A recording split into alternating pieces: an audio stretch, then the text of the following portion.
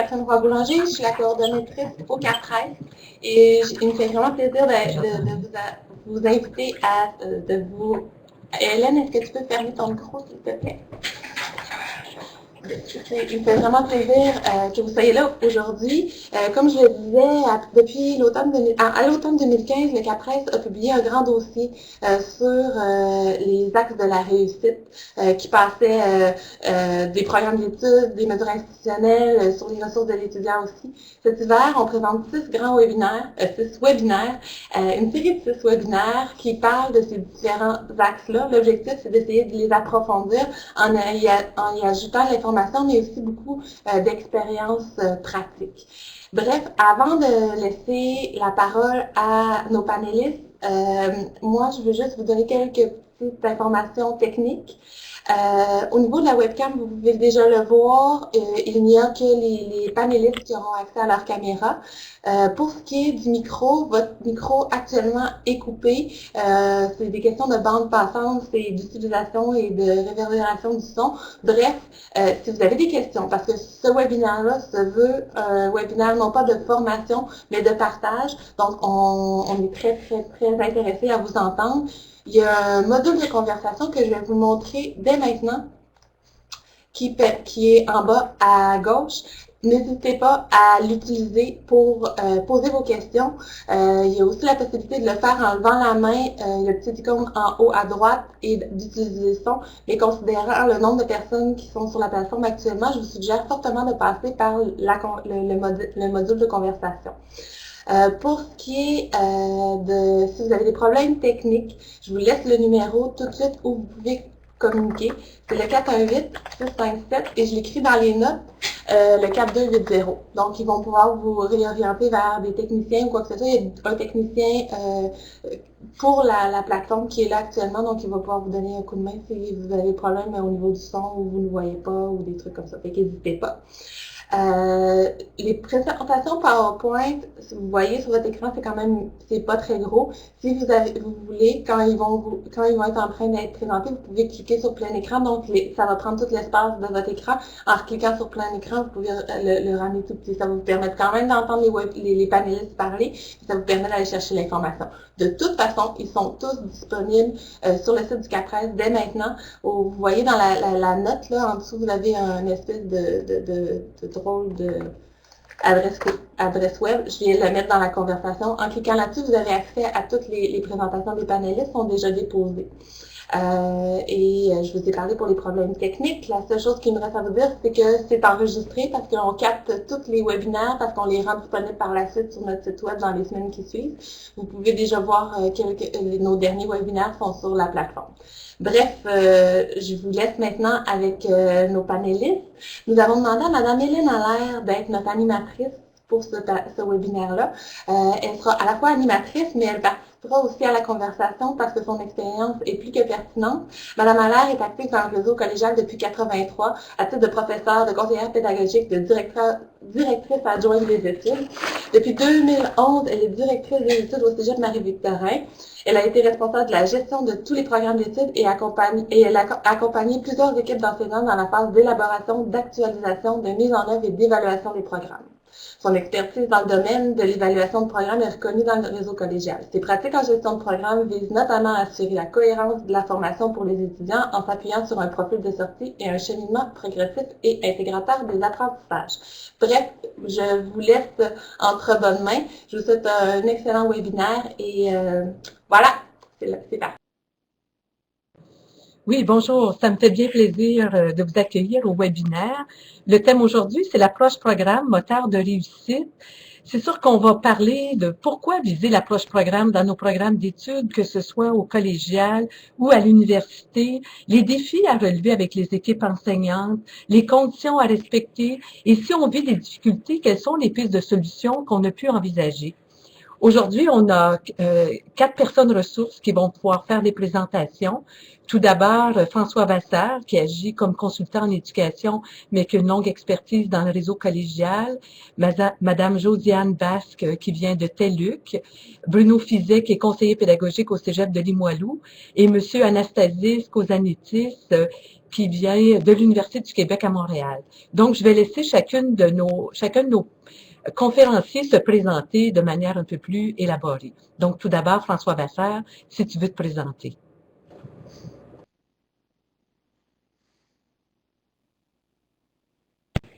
Bon, le micro est ouvert.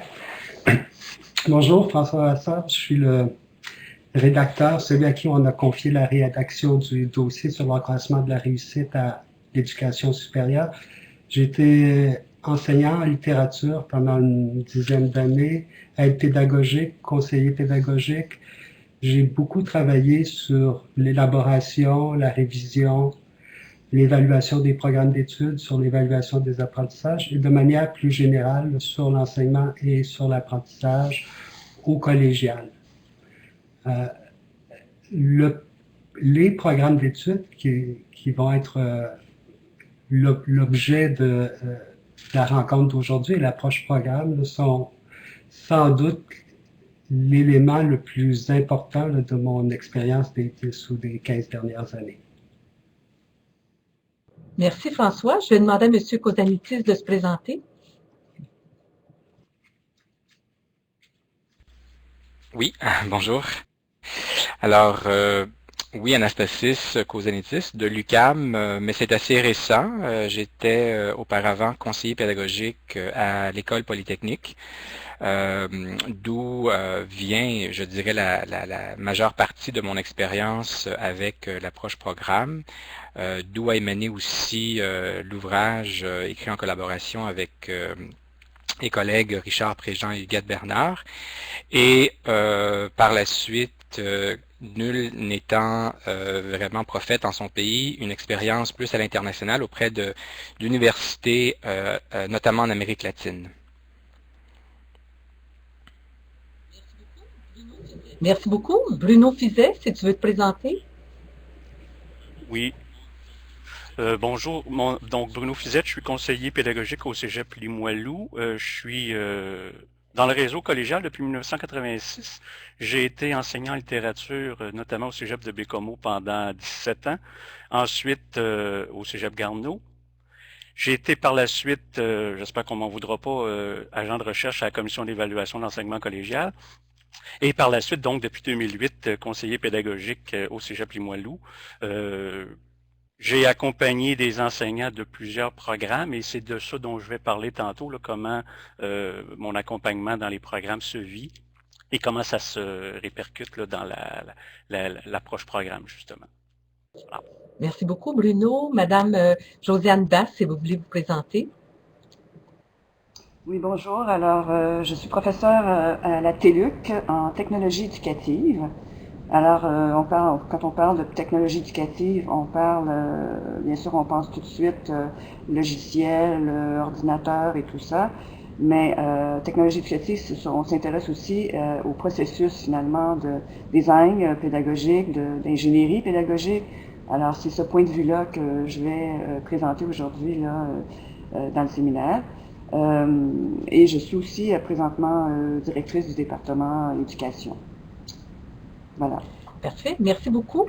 Donc, on va débuter par la présentation de M. François Vasseur, qui va nous présenter en fait le dossier de fond du webinaire d'aujourd'hui sur l'approche programme moteur de réussite. Donc, c'est une présentation d'une vingtaine de minutes et je te fais signe, François, 5 minutes avant la fin. Donc, je te laisse la parole. Merci Hélène. Dans chacun des webinaires est toujours posé la même question qui est celle-ci. Comment peut-on faire en sorte d'accroître la réussite à l'éducation supérieure? Comment peut-on faire en sorte que l'engagement des étudiants contribue à leur réussite? Comment faire en sorte qu'ils croissent de façon à ce que leurs capacités, leurs habiletés se développent et comment faire en sorte qu'ils atteignent les buts et les objectifs des programmes d'études, comment faire en sorte qu'ils soient en mesure d'exploiter ce qu'ils apprennent, comment faire en sorte qu'ils soient satisfaits de leur formation.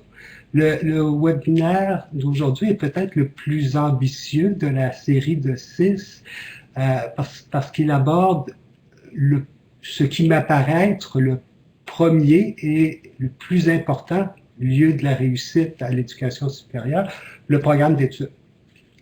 Puis, essentiellement d'abord parce que, à la différence de l'école obligatoire, le programme d'études a un sens particulier à l'éducation supérieure, c'est celui dans lequel l'étudiant s'inscrit et dans la très grande majorité des cas parce qu'il a l'intention d'atteindre les buts et les objectifs que le programme poursuit. Ce qu'on va aborder aujourd'hui à travers le programme d'études et l'approche programme va faire référence aux 2 premiers webinaires, je le signale tout de suite. D'une part, quand il va être question d'approche programme, on va revenir sur les conditions d'une action efficace, c'est-à-dire d'une action visant la réussite des étudiants. Et quand il va être question du programme d'études, il va être question du growth mindset, c'est-à-dire de l'état d'esprit de développement qu'on a abordé lors du webinaire de la semaine dernière. Essentiellement, ma présentation tourne autour de 2 questions. La première, c'est est-ce que le programme d'études peut être le lieu de la réussite ou comment faire en sorte que le programme d'études devienne le lieu de la réussite? Comment faire en sorte que l'étudiant s'y engage? Comment faire en sorte que l'étudiant y croise de façon à atteindre les visées de sa formation, de façon à pouvoir exploiter les effets de sa formation et de façon à pouvoir apprécier sa formation? La deuxième question qu'on va se poser, c'est à quelles conditions peut-on faire en sorte que l'approche programme contribue à ces résultats-là? Donc, je vais distinguer d'une part, même si cette distinction-là n'est pas complètement juste, je vais distinguer d'une part ce qui relève de l'ingénierie de la formation, c'est-à-dire de la façon dont on peut construire les programmes d'études pour contribuer davantage à la réussite. Puis d'autre part, je vais traiter de l'aspect plus spécifique de l'approche programme, de l'approche particulière qui peut être mise en place dans chacun des programmes d'études. Voilà les 2 questions. Je vais aborder le programme d'études sous l'angle de ce qui m'apparaît être et de ce qui apparaît être aux auteurs qui se sont penchés sur le programme d'études comme lieu de la réussite, les 3 grandes propriétés d'un programme d'études. Un programme d'études, c'est un milieu dans lequel on apprend. Un programme d'études, c'est une durée. Puis un programme d'études, ce sont des finalités. Et serait la cohésion de ces 3, c'est la cohésion de ces 3 éléments-là qui va faire en sorte qu'un programme d'études va devenir ou pas le lieu qui permet d'accroître la réussite.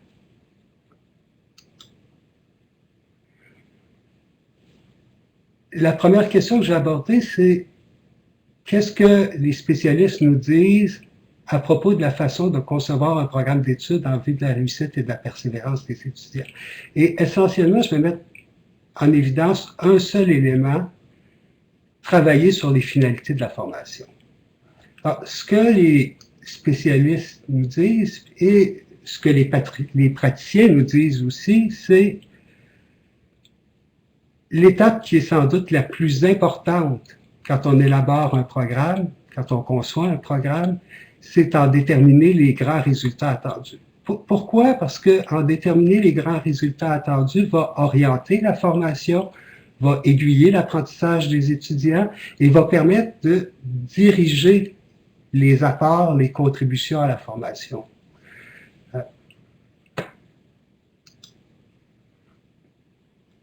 Comment on le fait? Comment on le fait, là, je dirais, peu importe qu'il y ait ou pas une instance supérieure, par exemple dans le cas du collégial, le ministère de l'enseignement supérieur, peu importe qu'il y ait une instance supérieure, donc, qui ait déterminé les buts et les objectifs de formation ou pas, qu'on ait à les constituer soi-même, comme c'est plus souvent le cas à l'université.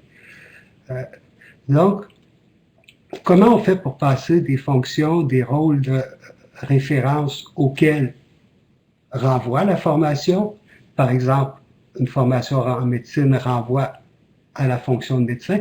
Comment faire en sorte de passer de ça, des tâches, des situations de travail, des contextes de réalisation des tâches, comment passer de ça à l'expression de grands résultats de la formation? Puis la réponse qui est la plus souvent donnée par les spécialistes, celle que met en évidence la recherche, c'est celle-ci. Il faut déterminer des grands résultats de formation qui sont centrés sur la personne. Ce qu'il faut arriver à définir, ce qu'il faut arriver à préciser, ce qu'il faut arriver à caractériser, c'est comment la personne, au terme de la formation, devrait appréhender les réalités sur lesquelles elle a à agir, comment elle devrait pouvoir traiter ces réalités-là, puis comment elle devrait pouvoir se conduire dans leur traitement. Donc, ce que la recherche nous dit, c'est au fond tracer, et c'est ce qui est fait au collégial depuis une quinzaine ou une vingtaine d'années, c'est tracer le profil de la personne diplômée, mais tracer le profil d'une personne. C'est-à-dire montrer comment elle pense, montrer sur quoi elle s'appuie quand elle pense, montrer les principes sur lesquels elle se fonde quand elle pense, montrer comment elle agit, mais montrer particulièrement comment cette personne-là, dans le cadre de ses fonctions, de ses rôles, de ses tâches, comment elle communique, comment elle collabore, comment elle analyse, comment elle interprète, comment elle exerce son jugement, comment elle réfléchit, comment elle prend des décisions, comment elle résout des problèmes, montrer quelle démarche elle met en œuvre, quel processus, quelle méthode de travail elle utilise. Décrivez cette personne-là le plus précisément possible. Pourquoi c'est si important? Parce que c'est ça qui va déterminer ensuite ce qu'il s'agit d'apprendre dans la formation et c'est ce qui va guider les étudiants dans leur apprentissage. Trop souvent, c'est ce que les spécialistes nous disent aussi, on énonce des grands résultats attendus sous la forme d'une liste de capacités, d'habiletés que devrait détenir la personne au terme de sa formation. Ce que la recherche nous apprend, c'est qu'au contraire, ce à quoi il faudrait s'intéresser, c'est à la personne elle-même. Comment elle fonctionne? Qu'est-ce qui caractérise une personne compétente au terme de sa formation dans un programme d'études et dans le cadre de ses activités professionnelles? Le faire, c'est s'inscrire dans un état d'esprit de développement. C'est être en accord avec le growth mindset, c'est-à-dire énoncer des visées élevées de maîtrise, ce qui devrait caractériser la personne au terme de sa formation, et c'est aussi énoncer des attentes exigeantes de réussite. Et on sait que les étudiants se développent dans la mesure où ils voient là où la formation veut les mener, d'une part, et d'autre part, quand les attentes sont exigeantes à l'égard de leur développement. Le deuxième élément de réponse qui s'ancre dans le premier, c'est ce qu'offre un programme d'études et que n'offre pas chacun des cours, c'est du temps. Un programme d'études s'étend sur 2 ans, un programme d'études s'étend sur 3 ans, un programme d'études s'étend sur 4 ans, 5 ans. Il faut faire le meilleur usage possible de ce temps-là pour permettre la réussite et pour accroître la réussite. Dit autrement, il faut organiser le programme d'études en vue de la réussite et de la persévérance des étudiants en utilisant le temps à son avantage. Qu'est-ce que ça veut dire, utiliser le temps à son avantage? Ça veut dire, d'une part, essayer d'ordonner, d'équilibrer, d'unifier la formation en fonction de la progression des étudiants vers les finalités qu'on poursuit. En fonction de leur développement, en se demandant quels sont les écueils qu'ils vont devoir franchir, quelles sont les difficultés qu'ils vont devoir affronter, quels sont les défis qu'ils vont devoir surmonter. Qu'est-ce que peuvent être les étapes de ce développement? Comment on peut guider les étudiants dans leur cheminement vers l'atteinte des finalités de la formation? Quels apports sont nécessaires à chacune des étapes de la formation? Des apports non seulement des enseignants, des disciplines, des domaines de formation, mais aussi les apports des professionnels liés au soutien aux étudiants, les apports des professionnels liés au soutien à la formation, et comment on peut arriver à coordonner, à combiner ces apports-là de façon à permettre la plus grande réussite possible, à la fois la plus grande réussite quantitative, puis à la fois la plus grande réussite qualitative. On peut représenter la démarche qu'il faut entreprendre quand on organise une formation sous cette forme-là. Il y a un cadre de formation. Des étudiants doivent apprendre à exercer des fonctions de travail. Ils doivent apprendre à accomplir des tâches. Ils doivent apprendre à traiter les situations dans lesquelles ces tâches et ces fonctions-là s'inscrivent.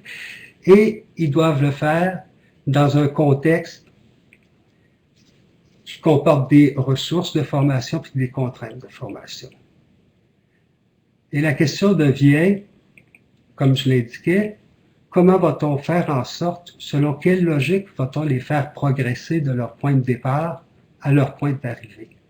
Comment va-t-on faire en sorte qu'à chaque étape de la formation, ils développent des capacités et des habiletés essentielles? Et comment va-t-on faire en sorte non seulement qu'ils se les approprient, mais qu'ils les mettent en relation et qu'ils les approfondissent de façon continue dans leur cheminement jusqu'à atteindre les finalités ou les cibles de la formation, c'est-à-dire jusqu'à ce qu'ils intègrent les apprentissages en eux-mêmes pour en faire des apprentissages durables, jusqu'à ce qu'ils intègrent ces apprentissages-là à la pratique et jusqu'à ce qu'ils soient capables de s'adapter aux différentes situations dans lesquelles va s'inscrire leur action postérieure. C'est la question du temps. Ce temps-là, on devrait l'exploiter selon l'état d'esprit du développement à partir des fondements suivants. Les capacités des étudiants se développent. Donc, il faut utiliser le temps à son avantage pour qu'elles se développent. Le succès vient d'une démarche de progression, alors il faut trouver un chemin, une progression réaliste pour faire en sorte que les étudiants deviennent ce qu'ils souhaitent devenir et deviennent ce que le programme souhaite qu'ils deviennent. L'organisation doit favoriser l'appropriation des apprentissages par les étudiants, la mise en relation des apprentissages effectués dans les différents cours et l'approfondissement continu des objets de formation. Et la façon dont la formation est organisée doit permettre et aux enseignants et aux étudiants de se situer par rapport à ce qui est en jeu, d'orienter leur démarche d'apprentissage ou d'enseignement et de réguler leur progression. Alors, on organise la formation en fonction du temps, d'une part, et donc des principes de progression et de développement, puis en fonction des finalités qu'on poursuit, d'autre part. Comment, sur la base de ces finalités, de cette organisation-là, on fait en sorte qu'un programme d'études permette vraiment d'accroître la réussite et la persévérance en créant, en utilisant des formules de formation, puis en créant des activités de formation qui ont les effets suivants. Ils permettent la professionnalisation des étudiants, ils permettent l'épanouissement des étudiants, ils permettent l'émancipation des étudiants. Qu'est-ce que ça veut dire la professionnalisation? Ça veut dire qu'il faut mettre en place des formules et des activités qui font en sorte que les étudiants deviennent des professionnels de leur domaine d'études. Donc, qu'ils soient capables de penser, d'agir, de se conduire comme des professionnels. Mais ça veut dire aussi qu'il faut faire en sorte que les étudiants puissent, à travers les formules et les activités de formation, puissent s'épanouir. Qu'est-ce que ça veut dire s'épanouir? Ça veut dire atteindre ce qu'eux-mêmes visent. s'accomplir. Et il faut concevoir et utiliser des formules de formation, des activités qui permettent aux étudiants de s'émanciper, c'est-à-dire d'être capables de prendre en charge leur devenir au sein même de la formation, leur progression, leur développement et au terme de leur formation. Donc, des activités, des formules qui vont motiver l'apprentissage, qui vont stimuler l'engagement et qui vont faire en sorte que les apports des différents cours soient dynamisés. Il y a de nombreux exemples de telles formules. Ce qu'il faut mettre en relief, c'est que ce sont des formules qui devraient faire en sorte que l'étudiant mette en œuvre ses apprentissages, qu'il les exploite, qu'il en fasse l'expérimentation, qu'il en fasse l'essai, et que ces formules, ces activités-là doivent rejoindre ses intentions, ses intérêts, et susciter son engagement. Susciter son engagement, ça veut dire susciter sa volonté de bien faire, l'amener à consentir tous les efforts requis, ça veut dire à faire preuve de ténacité, en poursuivant essentiellement deux cibles. Que l'étudiant apprenne à réaliser les tâches et les activités professionnelles d'une part, ou de référence de la formation, et qu'à travers ces formules, ces activités-là, il ait le sentiment de s'accomplir. Donc, quand on travaille un programme d'études, on devrait le travailler en fonction de ses finalités. On devrait réfléchir à l'organisation qui permet la meilleure appropriation des apprentissages, la meilleure mise en relation des apprentissages, le meilleur développement des étudiants. On devrait utiliser le temps à son avantage et on devrait faire en sorte que les formules et les activités de formation contribuent à ce que l'étudiant s'engage dans son apprentissage, contribuent à ce que les étudiants mettent en œuvre les apprentissages et consolident leurs acquis et que, d'une part, ils deviennent capables de réaliser ce qui est attendu d'eux et, d'autre part, qu'ils aient le sentiment de s'être accomplis.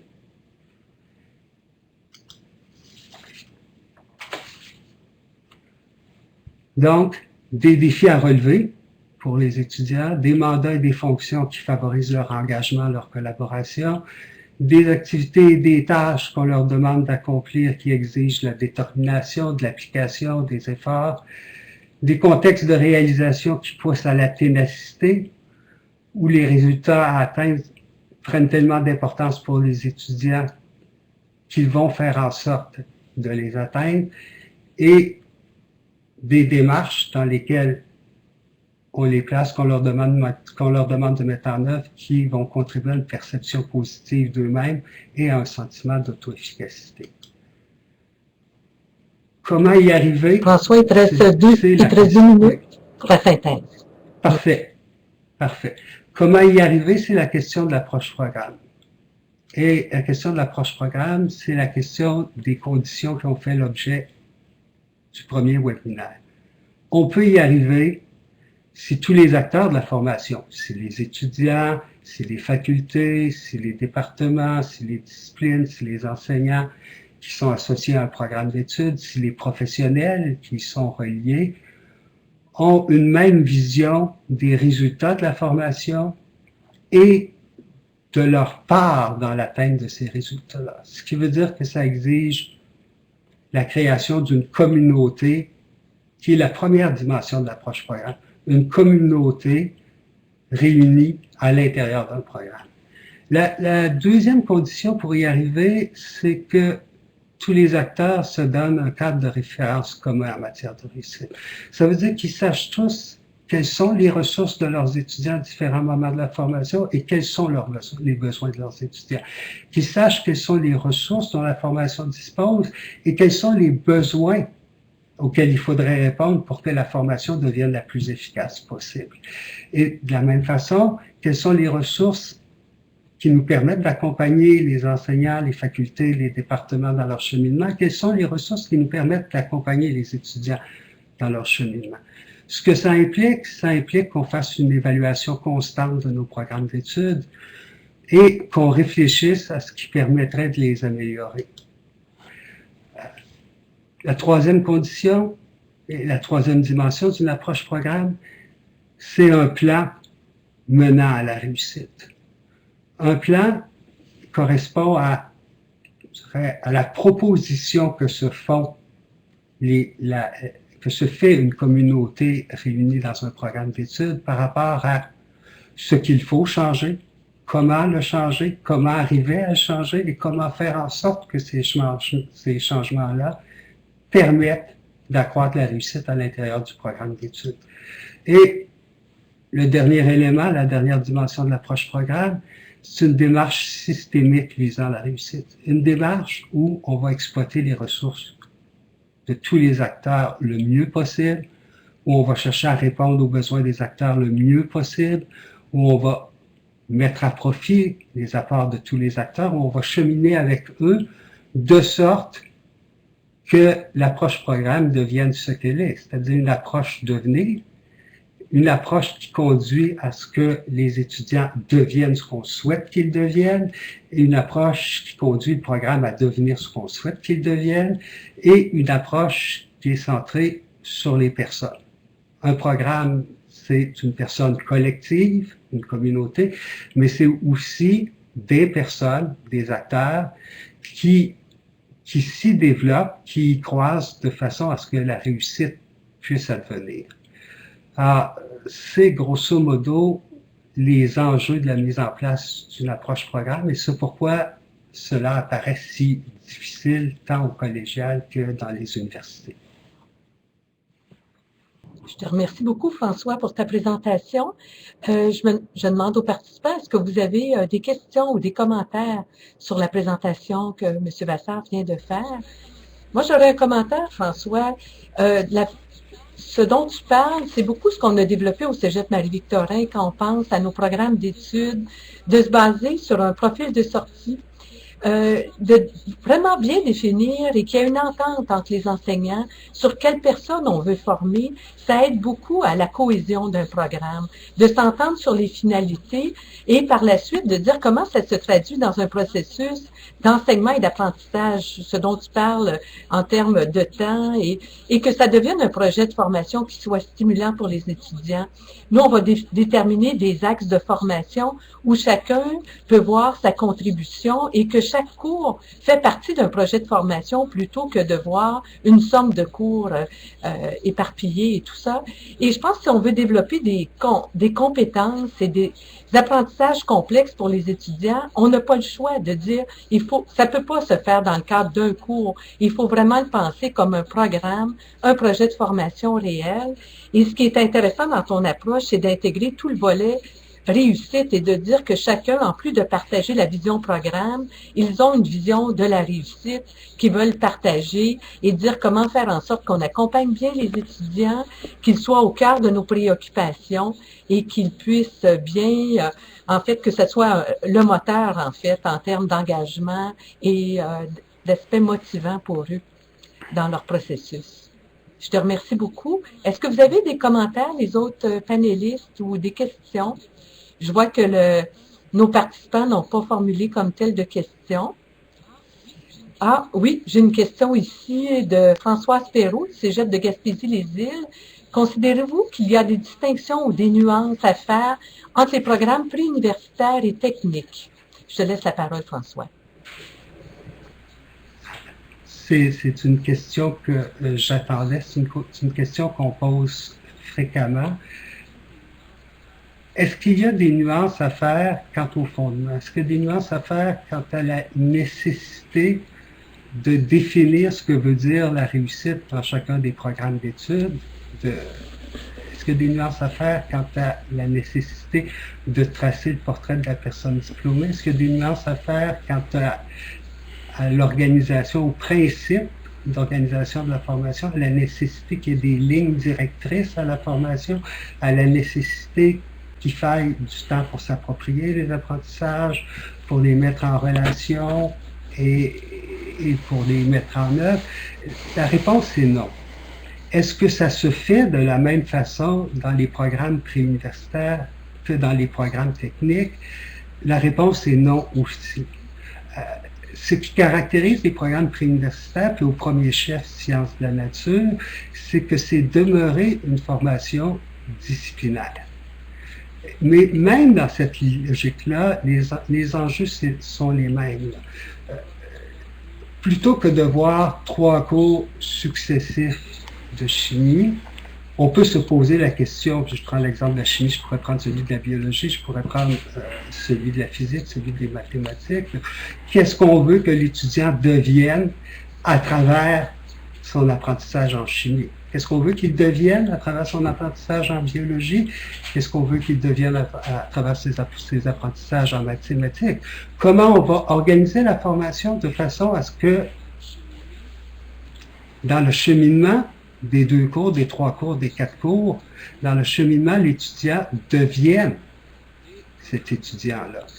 Et comment, au-delà de ça, on va faire en sorte, puis ça m'apparaît une question centrale, comment on va faire en sorte que l'étudiant, au terme de sa formation, non seulement soit préparé à des études universitaires dans ce domaine-là, mais au-delà de ça, soit quelqu'un dont on peut dire qu'il a fait des études en sciences de la nature. On dirait la même chose des sciences humaines, c'est-à-dire dont la pensée, dont l'action, dont la conduite sont transformées par ses études en sciences de la nature. Quelqu'un dont on peut dire, au terme de ses études, il a maintenant un esprit scientifique, les démarches qu'il met en œuvre, les processus qu'il utilise ont un caractère scientifique et sa conduite a aussi les qualités d'une conduite scientifique. Moi, je dirais, de ce point de vue-là, les enjeux sont fondamentalement les mêmes. Quant à la façon de réaliser ce défi-là, il comporte des différences selon qu'on est au préuniversitaire ou au technique. Et ça va être aussi vrai pour les formations à caractère plus général à l'université par rapport à celles qui visent l'exercice d'une fonction très définie, très précise. Mais fondamentalement, pour moi, c'est la même vision de ce qu'est un programme et de ce qu'est une approche programme. Le défi peut être différent quant à la mise en œuvre d'une approche programme. Merci beaucoup, François, pour la réponse. Je vais maintenant laisser la parole à Anastasie Skosanitis pour sa présentation sur l'approche programme en milieu universitaire. À toi. Merci, Hélène. Je vais profiter de la perche qui vient d'être tendue par M. Vasseur, justement du contexte universitaire, puisque c'est le contexte dans lequel j'ai travaillé, j'ai œuvré, que je connais le mieux. Donc, ma vision de l'approche programme, c'est vraiment par rapport à niveau universitaire. Essentiellement, ce que c'est que l'approche programme, c'est tout simplement une façon différente de travailler. Autant de la part des administrateurs, des professeurs, tous les intervenants qui ont de près ou de loin à intervenir auprès des étudiants dans un programme d'études donné. Donc, ce n'est ni plus ni moins une façon, une vision différente de comment se passent les choses et on est ici davantage dans une vision collégiale, de collaboration, de transparence et des responsabilités partagées.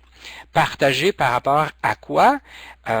Et là, je vais faire écho à bien des éléments que M. Vasseur a fait mention, bien essentiellement à cette, on pourrait l'appeler cible, on pourrait l'appeler, certains vont choisir le terme résultat d'apprentissage, d'autres vont même aller jusqu'à utiliser le terme compétence. Peu importe, quoi qu'il en soit, peu importe le terme que vous voulez utiliser, c'est l'idée que nous voulons former de la meilleure façon possible pour donner du sens et par rapport à cette cible, hein, à ces compétences, ce profil de sortie, qu'on sache tous là où on s'en va et si on est arrivé. Alors, l'approche programme se vit nécessairement en contexte, dans un département, dans un programme, dans un établissement. Ça n'existe pas comme ça de façon abstraite, c'est vraiment quelque chose qui se vit dans une culture donnée.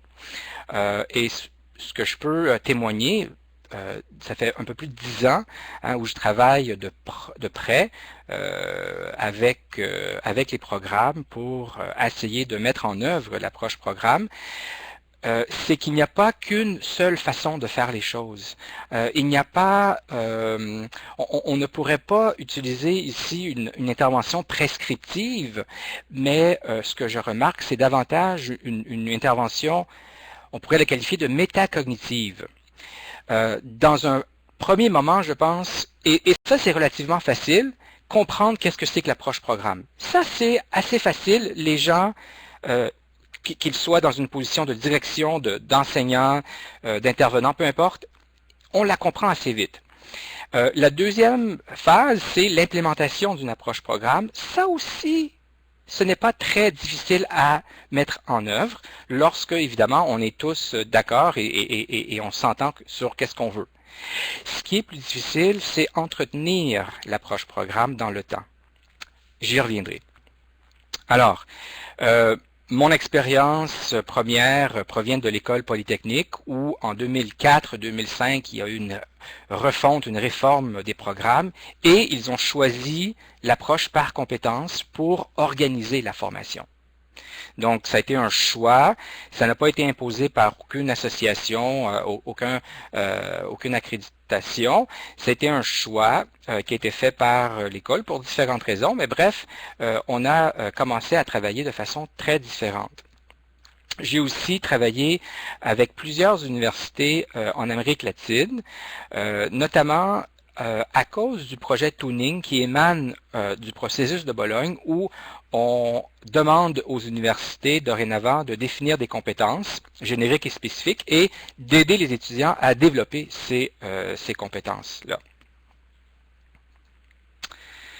Alors, l'approche programme prend, à mon sens, tout son sens lorsqu'on est obligé de travailler dans une approche par compétence ou une approche essentiellement qui définit des cibles et un profil de sortie. Et je vais peut-être avancer tout de suite à une image, je pense, qui explique bien, ou du moins qui relate bien cette vision, cette façon de voir les choses, par cette allégorie des trois maçons sur un chantier.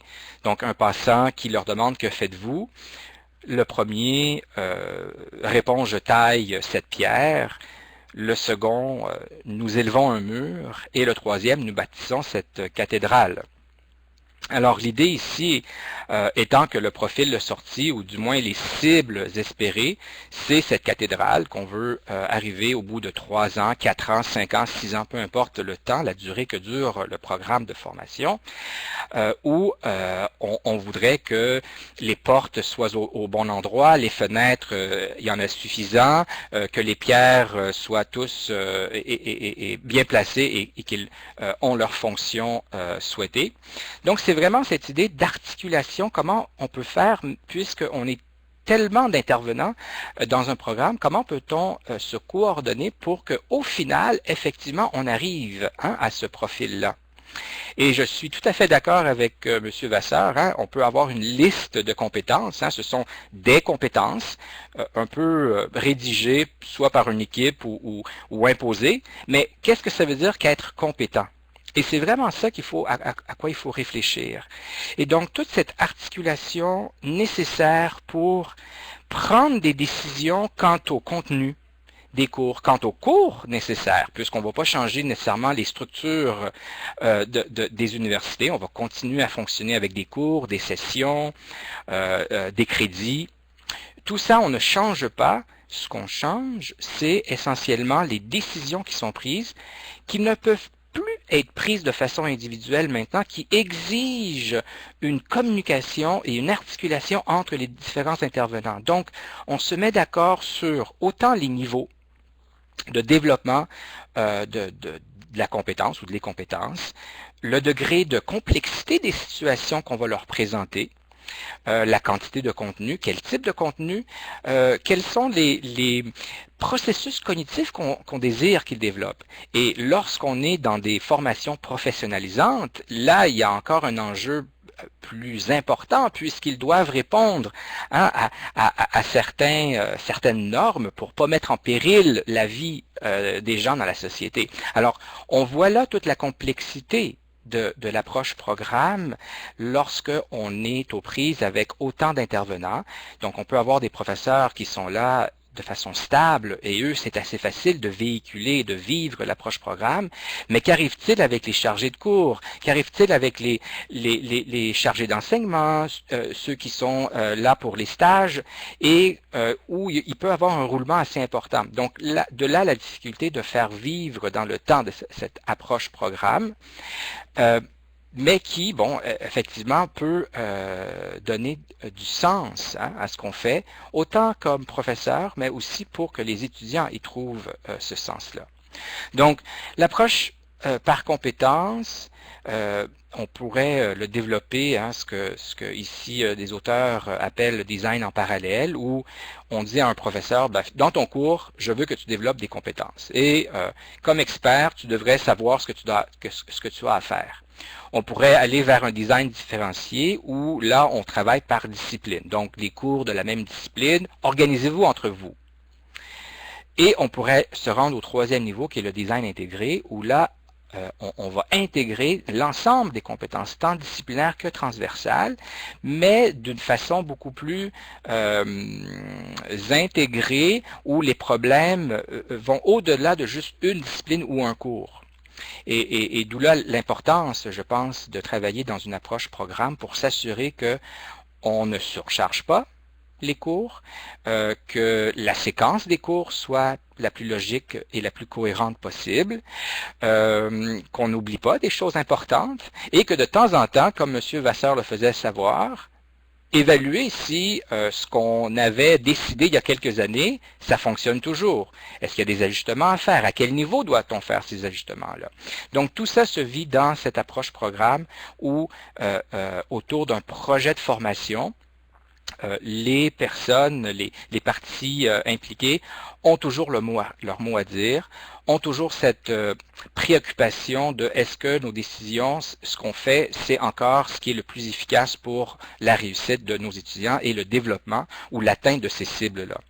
Donc, c'est vraiment une façon différente de travailler, je dirais, et c'est ça qui bouscule un peu les habitudes, du moins en contexte universitaire, où les professeurs sont habitués de travailler plutôt en solitaire, à donner leurs cours, sans nécessairement se préoccuper sur ce que les autres cours viennent faire ou ce que les autres, dans les autres cours, qu'est-ce qu'on fait.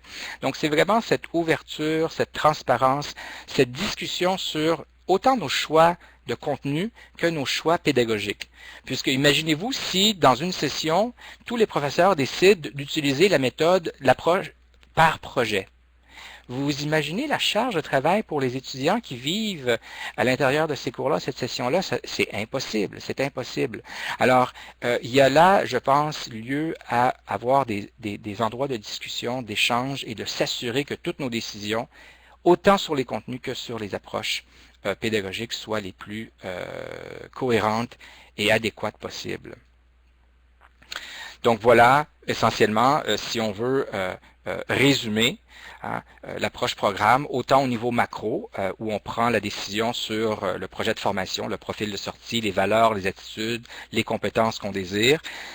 On descend au niveau méso à travers un comité de programme où on organise de façon structurée les cours, les contenus, les compétences, qui fait quoi, à quel moment. Et là où ça se vit, au niveau micro, c'est-à-dire dans les cours, avec les professeurs. Donc, le dispositif pédagogique qui soit aligné avec cette cible ou ce projet de formation. On s'assure qu'effectivement les étudiants sont accompagnés. On est là comme guide pour les aider à atteindre ces cibles et à développer ce profil de sortie désiré.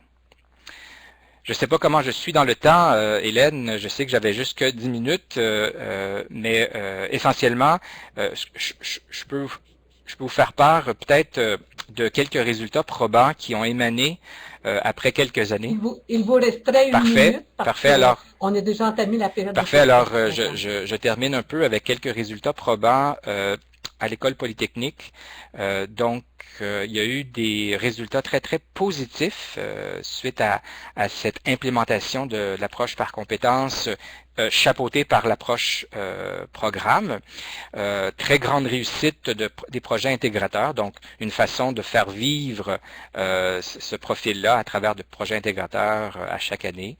Les stages aussi sont très porteurs de ce profil-là et font voir aux étudiants cette progression dans le temps de leur capacité.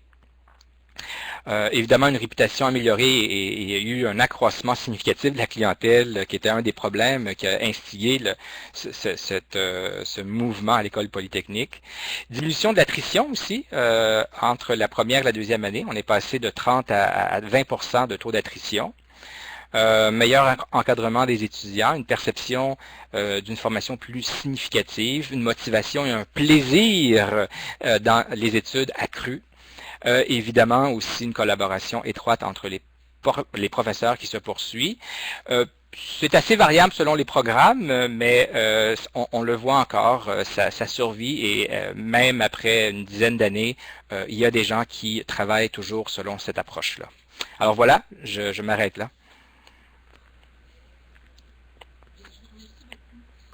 En fait, le défi de la concertation entre les professeurs, ce dont vous parliez, François Vasseur en parlait pour le collégial, c'est le même défi à l'université, hein, je pense que. Et je vois que Mélanie Guy a posé la même question que Mme Perrault. S'il y avait vous êtes plus à l'école polytechnique quand vous parliez des résultats probants qui est davantage associé au programme technique, hein, où on forme des ingénieurs. C'est peut-être le volet pré-universitaire est moins adapté à cette question-là. Donc, je la garderai pour M. Bruno Fizet, cette question-là, et je vous céderai tout de suite la parole, Bruno. Allez-y. Merci beaucoup, M. Kozanitis. Merci. Ma présentation va en fait porter davantage sur des exemples. Vous voyez l'image, ce que vous avez là, dans le fond, c'est le schéma qui représente notre mode de gestion des programmes d'études au Cégep Limoilou.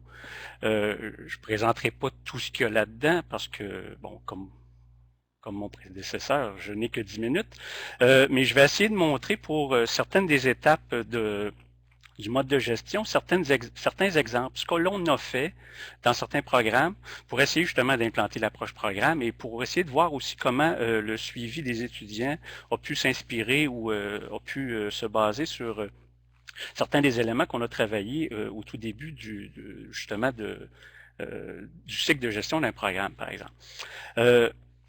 En fait, je vais y aller simplement par étapes. Et je ne reviendrai pas sur la description de ce que c'est qu'un profil de la personne diplômée, puisque tant François que M. Kozanitis en ont parlé plutôt. Mais comment on est arrivé, par exemple, à élaborer le profil de la personne diplômée et à déterminer quelles étaient les tâches de référence, par exemple, dans le programme de géomatique qu'on est en train de réviser actuellement. Le processus d'évaluation du programme en géomatique on avait consulté les employeurs et les employeurs nous disaient un certain nombre de choses sur ce qu'ils aimeraient voir apparaître chez les diplômés, chez nos finissants. Et les enseignants eux-mêmes, avec l'analyse qu'ils ont fait des objectifs et des standards, donc des compétences qui viennent du ministère, on avait déjà déterminé une liste de tâches. Et on a consulté, après cette étape-là, des diplômés plus ou moins récents. Il y en a des très anciens et des diplômés très récents, pour justement voir sur la liste de tâches que l'on avait établie, qu'on avait déterminées avec les enseignants sur la base des informations qui venaient aussi des employeurs, comme ce que je disais tout à l'heure. On a pu voir quelles étaient les tâches les plus fréquentes, quelles étaient franchement celles qui étaient qui allaient être appelées à faire ou à exercer les diplômés. Et on a pu déterminer donc les tâches et les tâches qui seraient les plus importantes, et ça a permis d'évacuer un certain nombre de choses que l'on pensait être importantes, mais qui, somme toute, ne l'étaient pas sur le marché du travail. Et on a pu donc déterminer qu'est-ce qui était franchement important, et aussi voir quelles étaient les qualités attendues, parce que les employeurs nous l'avaient dit, et parce que les diplômés, aussi, compte tenu de leur expérience, pouvaient nous en dire. Et on a donc redéfini un profil de la personne diplômée, Et pour ce qui est des tâches, le travail s'est fait, puis là, comme on parle d'approche programme, on va parler de collaboration et de cohésion, là, et de travail entre les enseignants.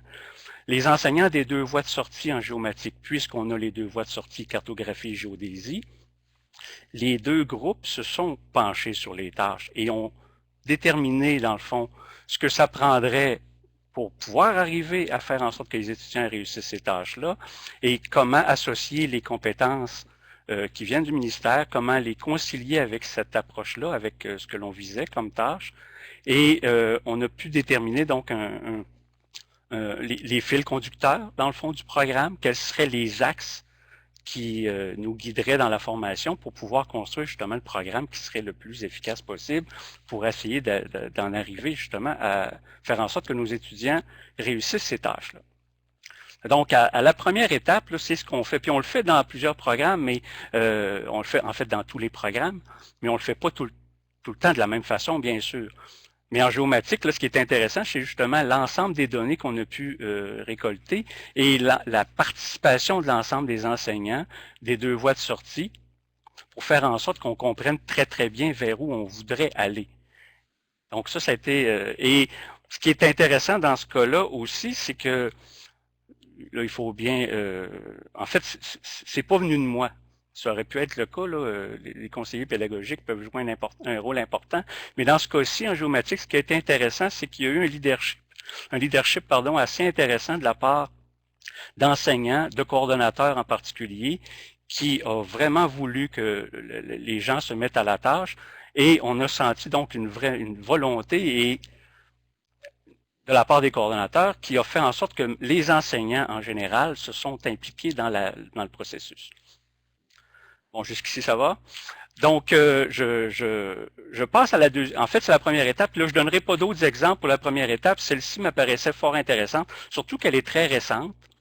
Mais je pourrais en parler de ce qu'on a fait en génie mécanique et en informatique, mais tout ça se ressemble beaucoup. Dans le fond, on en arrive à déterminer quelles sont les tâches les plus importantes et les caractéristiques qu'on souhaite voir chez nos étudiants.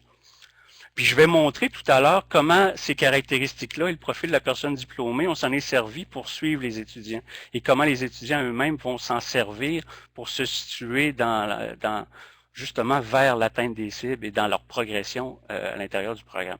Je ne prendrai pas nécessairement géomatique, puisque le programme n'est pas encore implanté, mais pour le développement là, du profil, ça m'apparaissait intéressant.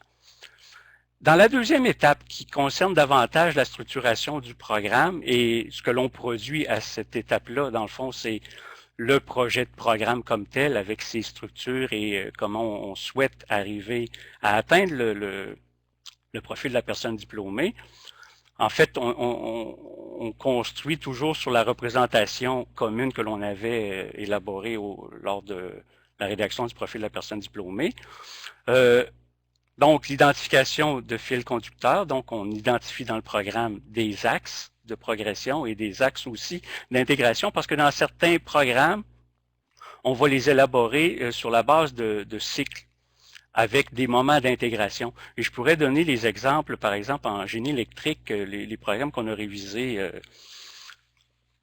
dans le milieu des années 2000, ils ont été conçus justement sur la base de cycles avec des moments d'intégration, avec une progression. Ou je pourrais prendre, par exemple, aussi l'exemple de gestion hôtelière, où on a 3 grandes étapes, là, ou 3 grands niveaux. À la première année, dans le fond, les étudiants travaillent davantage sur l'exécution d'un certain nombre de tâches. À la deuxième étape, ils supervisent la réalisation de ces tâches-là. Et à la troisième étape, ils deviennent des gestionnaires, ou on souhaite qu'ils deviennent des gestionnaires. Et les étapes, donc, on construit le programme de cette façon-là. Et plusieurs programmes à Limoilou sont construits justement sur cette base-là de cycle, avec des moments où on va permettre l'intégration.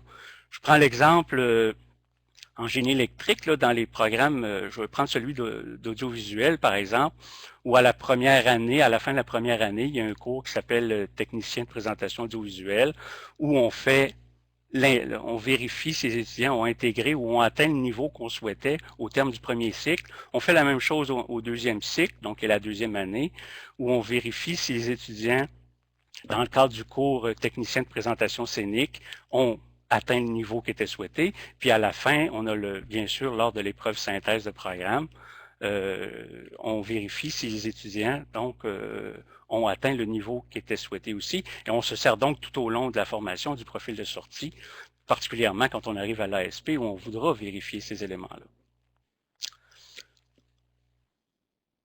Puis j'oserais aussi ajouter que dans certains cas, dans certains programmes, on a déterminé un profil de la personne, en fait pas diplômée dans ce cas-ci, mais à la fin de chaque cycle. Donc on a le profil de la personne diplômée et en plus on a un profil par cycle. En informatique, on a fait ça. À la fin de la première année, on a la description de ce que l'étudiant devrait être en mesure de faire et quelles sont les qualités de son action et de sa pensée, de toutes sortes de choses de ce genre-là, et ce qui oriente bien sûr la définition des objectifs de cours et des activités qui vont avoir lieu à l'intérieur de ces cours-là. Parce que, bien sûr, à cette étape-là d'élaboration du plan de formation, on élabore aussi, bien sûr, nos plans cadres. Et l'idée que j'ai rapidement évoquée tout à l'heure de représentation commune ou de vision commune que les profs doivent avoir, j'oserais dire qu'elle se répercute jusqu'au cours. Quand on travaille sur les plans cadres, on souhaite que la représentation qui est là est celle qui est partagée par l'ensemble des enseignants du programme. Le plan cadre, dans les meilleurs des cas, ont été élaborés en équipe. Il y a bien sûr quelques occasions, puis je le dirais tout bas là, si je pouvais, il y a plein d'occasions où la rédaction des plans cadres a peut-être appartenu qu'à un seul enseignant. Il te reste une minute, Bruno, pour terminer. Mais, oui. Oh, OK. Fait que je vais passer vite sur les plans cadres, là, mais on essaie donc de faire en sorte que ça devienne un outil commun d'élaboration des cours. Ce que j'aimerais aborder, puis que je vais faire vite dans la dernière minute, là, c'est comment justement pour le suivi de la progression des étudiants, on s'est servi dans certains programmes du profil de la personne diplômée. Pour pas que ça reste un outil seulement qui appartienne aux profs, on souhaite dans certains cas que les étudiants s'en servent. Ça a été le cas en soins infirmiers. Ben, en fait, ça a été le cas, c'est le cas actuellement en soins infirmiers, où il y a une démarche je dirais, de bilan réflexif, là, où dès leur entrée dans le programme, les étudiants décrivent leur motivation, leurs objectifs, et on les met alors en contact là, avec justement le profil de la personne diplômée, et on leur demande de voir est-ce que tu es capable de te projeter dans l'avenir compte tenu de la description qu'on fait d'un diplômé, de ce qu'un infirmier ou une infirmière aura réalisé. Et donc, elle voit dans le fond la personne qui fait ce bilan-là, ce qui lui manque, ce sur quoi elle devra travailler davantage, ce qu'elle possède peut-être déjà ou ce qu'elle pense posséder déjà. Et on refait ce travail-là, dans le fond, cet exercice-là à chaque session et aussi, bien sûr, à chaque début d'année. Et là, on est capable de voir, l'étudiant est capable de se positionner, est-ce qu'elle progresse dans le bon sens, et les enseignants peuvent contribuer à ça. J'aimerais aborder, si vous me permettez une minute de plus, une mesure institutionnelle qui a un effet sur l'approche programme. En fait, l'idée, l'approche programme, c'est faire en sorte que les profs échangent, collaborent, et il y a une mesure institutionnelle qui s'appelle Connaître pour accompagner, qui existe depuis plusieurs années au Cégep Limoilou, mais à laquelle on a ajouté un petit plus cette année, là. Donc on l'appelle maintenant Connaître pour accompagner plus. C'est une mesure de suivi des étudiants, en fait, qui favorise les échanges entre les profs et qui favorise le dépistage précoce. Donc on est vraiment dans une mesure de réussite. C'est pas une mesure qui est élaborée par programme, c'est vraiment une mesure institutionnelle, mais qu'on implante petit à petit dans les programmes. Il y a en ce moment 8 programmes qui participent à ça. Et en fait, ça favorise justement le dépistage précoce et ça favorise aussi la collaboration de l'ensemble des enseignants, mais aussi les aides pédagogiques et les conseillers pédagogiques. Ils sont en relation sur la base des informations que transmettent les enseignants, sur les difficultés des étudiants, sur ce qu'ils observent, un certain nombre de constats qu'ils ont à faire, et on peut aider plus rapidement les étudiants, on les réfère plus rapidement vers les services, et s'il le faut, puisque le programme permet un suivi de la formation. S'il faut faire des ajustements à la formation ou à certains cours, c'est là que le conseiller pédagogique peut intervenir auprès de l'équipe de profs. Mais ça a un intérêt sur l'approche programme parce que les profs, dans le cadre de ce programme-là, sont appelés à se parler régulièrement, très, très souvent. Je suis allé très vite pour le dernier bout, là, mais je pense avoir fait le tour de ce que je voulais présenter. Bruno, c'est intéressant l'utilisation du profil de sortie aussi pour que l'étudiant puisse en fait faire une analyse réflexive, hein, de dire où est-ce que j'en suis rendu, ça devient un outil pédagogique intéressant. Et si je reprends l'image de M. Kozanitis, l'étudiant se projette en fait dans la construction de la cathédrale, dire où est-ce que j'en suis rendu moi-même et qu'est-ce que j'ai développé comme compétences. C'est intéressant de voir son cheminement à ce niveau-là. Pour être certain qu'on entende bien Madame Josiane Basque, je vous laisserai tout de suite la parole et on va se laisser du temps à la fin pour prendre des commentaires et des questions de façon à être certain que vous avez votre 10 ou 12 minutes, Madame Basque. Je vous laisse la parole. Merci beaucoup. Alors, moi, je vais vous présenter un projet qu'on a intitulé MAP ou MAPES, si vous voulez, pour modélisation de l'approche programme en enseignement supérieur, plus particulièrement pour le milieu universitaire. Alors, c'est un projet, attendez, je vais juste... Bon. C'est un projet qui est financé par le Fonds de développement académique du réseau de l'Université du Québec, et auquel ont participé 8 personnes, en fait, 8 intervenants pédagogiques, des professeurs, des professionnels pédagogiques aussi, provenant de 5 constituantes du réseau de l'Université du Québec. Et vous voyez que des professeurs sont dans différents domaines. Par exemple, on a un professeur, moi-même en technologie éducative, Sylvie Doré, en génie mécanique à l'École de technologie supérieure, Martine Brousseau à l'UQTR, Trois-Rivières, en ergothérapie, Sylvie Viola qui est en éducation à l'UQAM, et Mario Dubé en sciences infirmières à l'Université du Québec à Rimouski. Donc, vous voyez qu'il y avait, qui ont participé à ce projet-là, des professeurs qui interviennent dans différents programmes, donc avec des contextes très différents. Alors, l'objectif de ce projet-là est assez simple. C'était de développer, on pourrait dire, un guide de mise en œuvre de l'approche programme pour le milieu universitaire. Il s'agissait donc, en quelque sorte, là, vous avez les 3 personnes qui ont parlé avant moi ont beaucoup énoncé des principes, des façons de faire, mais par exemple, un professeur dirait, bon, ok, je veux mettre en place l'approche programme.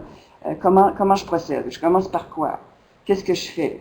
Quels sont les principes qui devraient orienter mes décisions, mes actions? Alors, c'est un peu à ces questions-là qu'on a tenté de répondre. Et pour faire ça, on sait d'abord, une première chose qu'on a faite, on va aller voir qu'est-ce qui a déjà été écrit sur le sujet, parce qu'on sait qu'il y a des gens, des spécialistes qui ont déjà publié des choses. Et je dirais que, donc on a regardé du côté de ce qui avait été écrit sur l'approche programme elle-même, l'approche par compétences, et plus globalement, on pourrait dire ce qui a été écrit en pédagogie de l'enseignement supérieur, où on parle de l'approche programme. On a regardé aussi du côté de ce qui s'appelle le design pédagogique, l'ingénierie pédagogique, ce qui s'est écrit là-dessus, parce qu'on peut voir effectivement que concevoir un programme, c'est concevoir finalement un système d'apprentissage, on pourrait dire. Donc, et c'est précisément dans ce domaine-là qu'on s'intéresse à comment on conçoit, comment on implante, comment on évalue des systèmes d'apprentissage. Et par ailleurs, d'aller voir aussi du côté de la gestion de projet, parce que mener un projet d'approche programme, c'est un projet de grande envergure. Et je pense qu'il faut aussi avoir ce point de vue-là, comment on peut gérer ce projet-là. Donc, donc c'est une première chose qu'on a faite d'aller voir dans la documentation pertinente, ce qui a déjà été écrit. Par ailleurs, on s'est dit, il faut aussi aller voir dans la pratique, qu'est-ce que les gens ont à nous dire sur des gens qui ont déjà initié des projets, amorcé des projets, et d'autres qui ont aussi des réflexions sur le sujet. Donc, on a recueilli des réflexions, des témoignages de professeurs, de gestionnaires aussi, des doyens, vice-recteurs, des conseillers pédagogiques qui ont travaillé aussi dans des projets d'approche-programme, des étudiants. On a questionné quelques étudiants et aussi d'autres intervenants pédagogiques, par exemple, des personnes qui travaillaient plus sur l'aspect encadrement des étudiants. Donc, et on les a filmés. Donc, on avait une banque là d'entrevues. Au total, il y avait une vingtaine de personnes qu'on a pu interroger. Et donc, on a constitué une banque et qu'ils ont fait à partir de là, on a tiré un peu des leçons, des recommandations, des principes. Et ce qui nous a amené finalement d'abord, parce qu'on était quand même, comme je vous disais, des gens qui travaillaient dans différents domaines. Bon, il fallait d'abord s'entendre qu'est-ce que c'était pour nous une approche programme. Et on a regardé plusieurs définitions. Et on en a tiré la définition qui est à l'écran. Donc on se dit c'est une démarche d'ingénierie pédagogique. Ce qu'on entend par ingénierie pédagogique, je vais vous en parler tout de suite après. Mais c'est en fin de compte tout ce qu'on doit faire finalement au cours du cycle de vie d'un système d'apprentissage, hein, du tout début, à partir de l'idée, du besoin de formation, jusqu'à donc finalement l'implantation, l'évaluation, etc. Et évidemment en passant par tous les aspects de conception, de développement. Donc, alors une démarche d'ingénierie pédagogique qui vise à assurer la cohérence et l'harmonisation au sein et entre les différentes composantes d'un programme d'études. Alors, des composantes, là j'en ai mis 4, que je trouve particulièrement importantes. La composante, qu'on pourrait dire des cibles d'apprentissage, on en a parlé beaucoup, dans les collègues en ont parlé avant moi. Alors, tout ce qui est justement les compétences visées, les connaissances visées, d'autres vont parler d'objectifs, de buts, etc. Les composantes pédagogiques, donc tout ce qui est justement la scénarisation finalement du programme, au niveau d'un programme. On parle souvent d'un scénario pédagogique de cours, mais on peut parler aussi d'un scénario au niveau d'un programme. Et aussi tout ce qui concerne les modalités d'évaluation d'apprentissage, donc c'est plus dans la composante pédagogique. La composante médiatique aussi. Comment on présente les choses? Est-ce que, par exemple, on peut penser à du matériel au niveau à l'échelle d'un programme? Est-ce qu'on peut il y a du matériel aussi qu'on peut fournir aux étudiants à l'échelle d'un programme? Comment on présente les choses? Sous quelle forme? Et par ailleurs, la composante logistique. Donc, comment on diffuse le programme? Comment on l'implante? Enfin, tout ça donc quand on parle de cohérence, on parle aussi évidemment d'alignement. On oublie beaucoup le terme d'alignement pédagogique, donc la partie notamment de la composante pédagogique. Donc comment on aligne tout ça finalement pour que ça fasse un tout cohérent qui vise tous le même but, c'est de favoriser l'intégration des apprentissages chez l'étudiant tout au long de son parcours d'études. Parce que finalement, quand on a une approche parcours, ben, l'apprenant, c'est lui qui doit le faire, l'intégration. Alors que là, ce qu'on veut, c'est l'aider à intégrer l'apprentissage en lui offrant finalement un programme qui lui permette effectivement de cheminer et d'intégrer ses apprentissages tout au long de son parcours, pas seulement à la fin. Donc, voilà. À partir de là, une fois qu'on s'est donné cette définition-là, et là, je vous conseille peut-être de mettre la présentation en plein écran pour que vous puissiez voir un peu ce qui est écrit. On a d'abord dit, bon, quelle est cette démarche d'ingénierie pédagogique?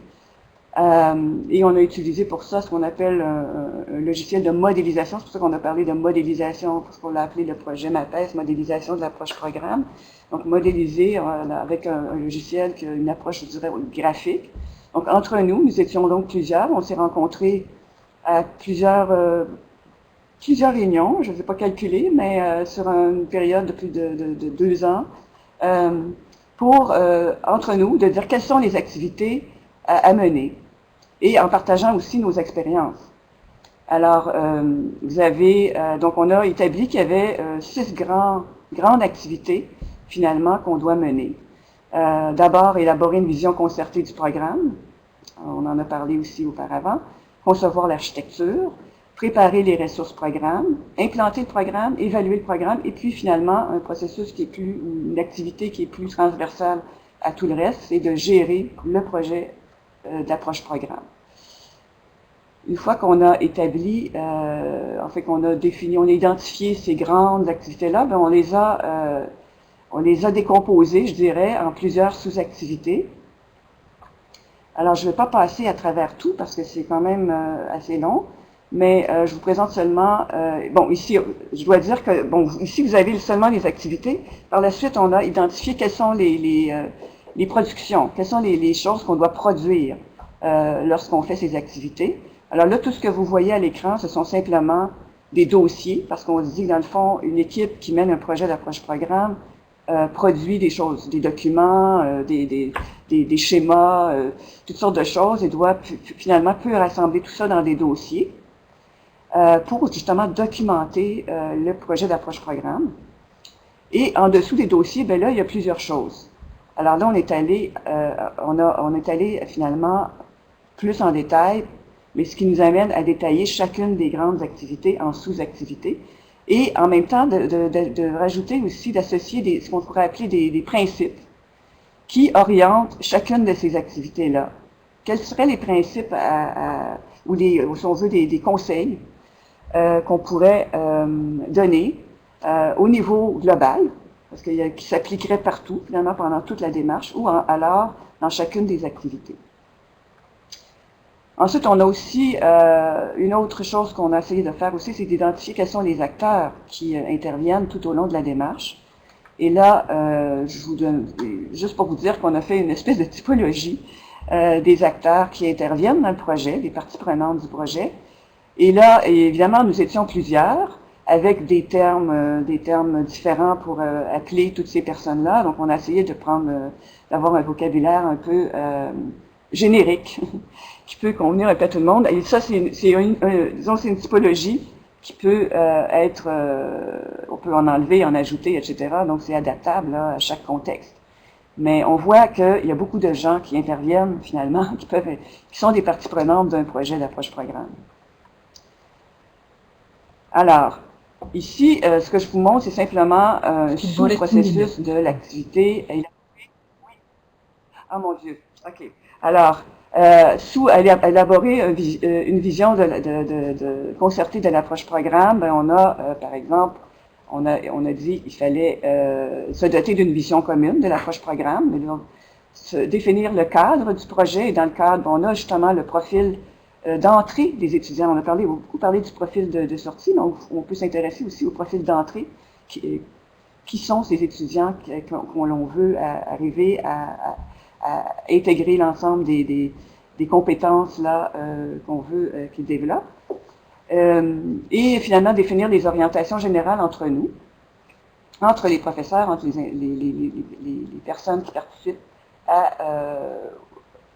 qui font partie de l'équipe programme. Je vais passer rapidement là-dessus parce que j'ai autre chose à vous montrer.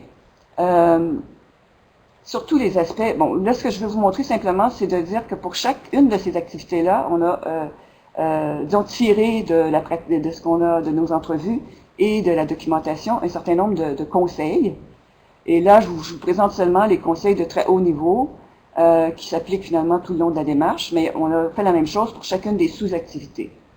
Donc, vous voyez, par exemple, aller rechercher l'adhésion du corps professoral, une conception participative, la démarche itérative et incrémentale, voir ça, la cohérence intra-programme, mais aussi interprogramme, parce que certaines décisions peuvent influer sur d'autres programmes, adapter notre démarche de projet au contexte, l'engagement à long terme, parce que c'est pas, on sait très bien qu'un projet d'approche-programme, ça se fait pas en un mois, ça peut prendre plusieurs années, donc il faut que ceux qui participent au projet s'engagent à long terme, recourir au soutien des professionnels et avoir du leadership.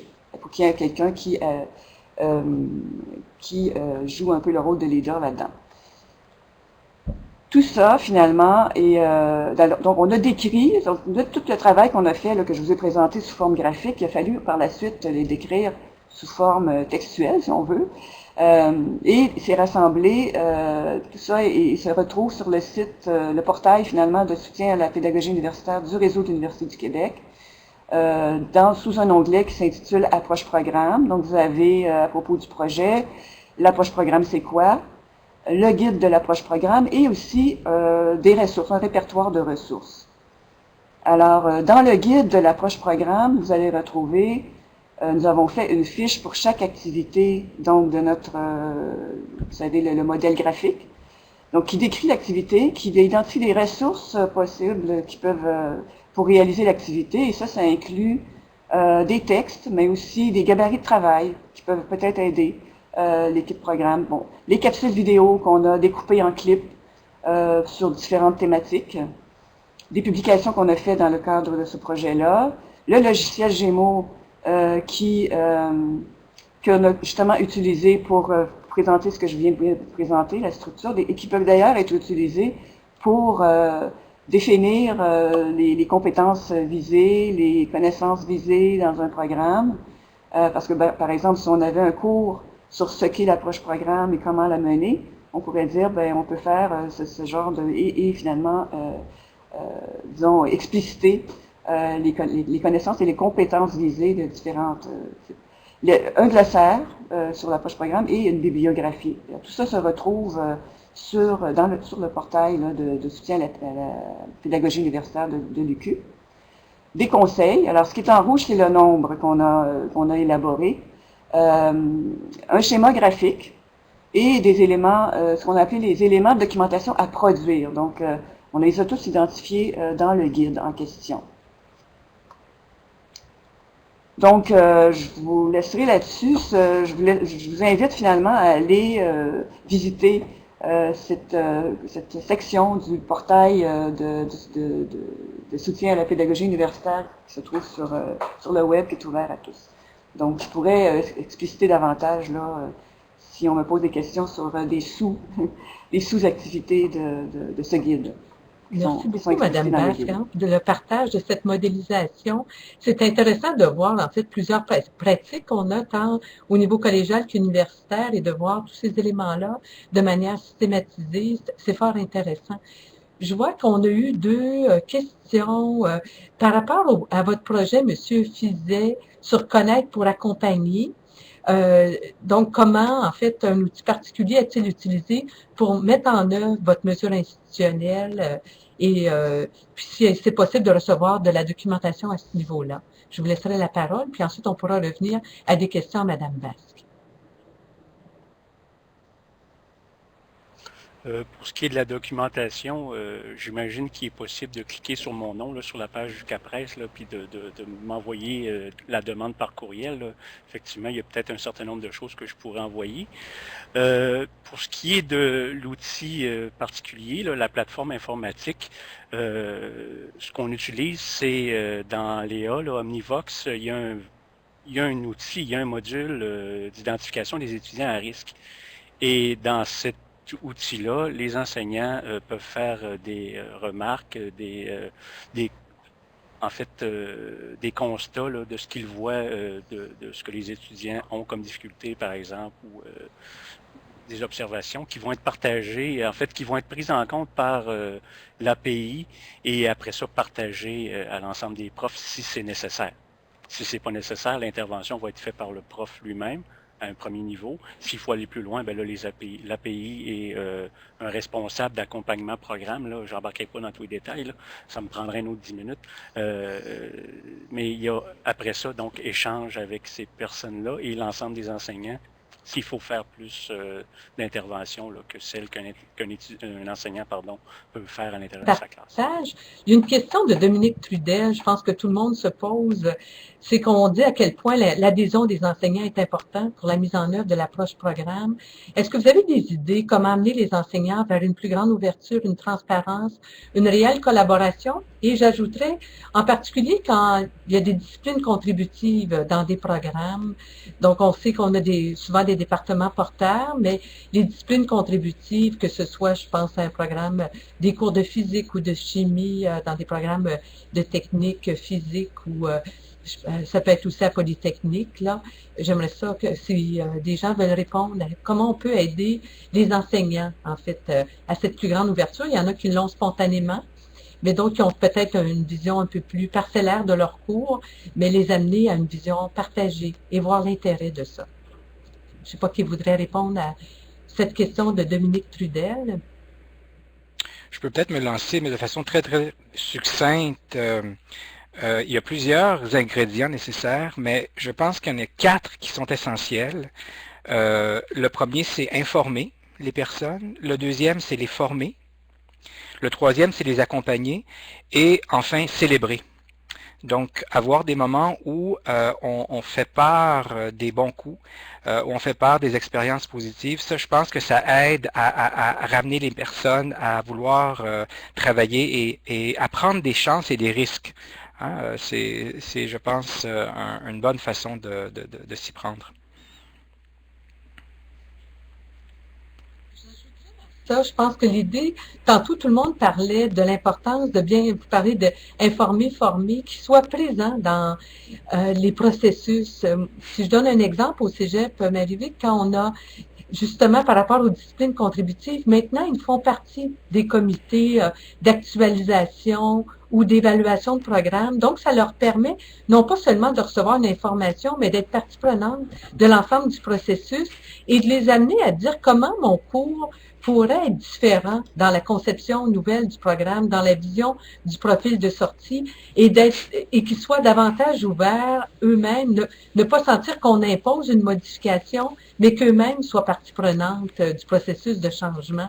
Je pense que on en a beaucoup parlé, puis Mme Basque insistait beaucoup comme condition gagnante, toute l'importance de la concertation. On voyait tous les différents partenaires, mais que les gens se sentent partie prenante des différents processus.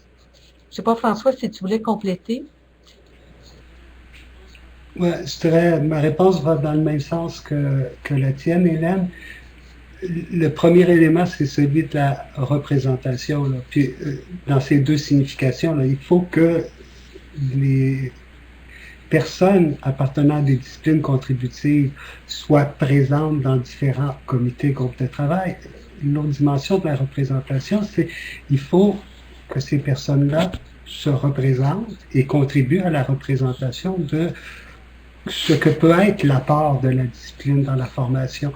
Je sais à Limoilou, entre autres, là, mais avec tous les autres programmes dans différents établissements avec lesquels j'ai travaillé, c'est une dimension essentielle. Plus l'apport de chacune des disciplines contributives est valorisé, plus les gens voient le sens, l'intégration de ce qu'ils apportent dans d'autres cours et dans la compétence ou les compétences des personnes qu'on forme, et plus ils se sentent appelés à contribuer, plus ils s'impliquent. Moi, je l'ai observé au point où parfois la discipline contributive a été le moteur de changements qui se sont produits au sein de la discipline porteuse du programme. Fait que cette dynamique-là, là, elle est, je dirais, elle est pas si difficile à implanter dans la mesure où on reconnaît au point de départ l'apport de la discipline à la formation des étudiants, puis où on crée une dynamique autour de chacun de ces apports-là. Compléter?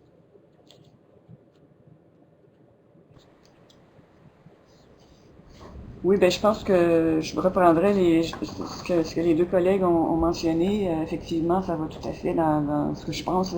Il faut faut laisser la parole à ces gens-là. Il faut trouver des moyens.